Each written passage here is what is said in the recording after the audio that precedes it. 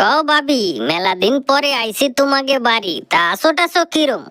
এই অভাবের সংসারে আর কিরম থাকবো, এই না মরে বাঁচি আছি। তুমি কি কও, এই দিনই আবার অভাবে থাকে নাকি মানুষ? তা দাদা কি করে, কোনো কাজ বাজ করে না নাকি? কাজই তো করে না, সারাদিন ঘুরে বেড়ায়, রাত্রি আসে কোটা খাইয়ে এমনি শুয়ে পড়ে। কদি এরম যদি করে তাহলে সলমাইয়া নিয়ে বাঁচবো কেমন? ঠিক বলেছেন। তা তো ঠিকই, তা ভাবি দাদা তো কোনো কাজ বাজ করতেছে না, তাহলে তোমার সংসার চলতেছে কেমাই? কেমাই চলবে, একটু ফোটা জমি ছিল তাই বেচে কিনে খাচ্ছি। আচ্ছা, সে এখন তো না হয় জমি বেচে খাচ্ছো, যখন জমি না থাকবে তখন কি করবা চিন্তা করছো?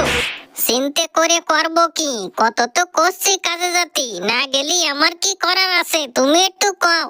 মেলা কিছু করার আছে, তুমি যা সুন্দর আর তোমার যা স্টাইল, তুমি যদি চাও অনেক কিছু করতে পারো।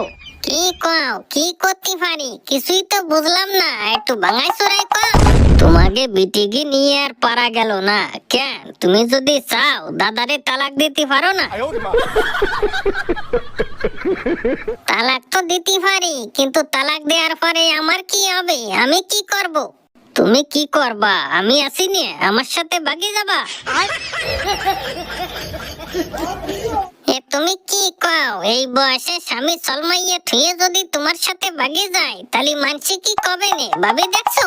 দূর, তোমার যত আদরে চিনতে, মানসি কি কবে নে? চারিদিকে ফলাফলি ভাগাভাগি হচ্ছে, তাতে কিছু হচ্ছে না, আমরা ভাগে গেলে কি যেন হবে নে। সঠিক বলেছেন।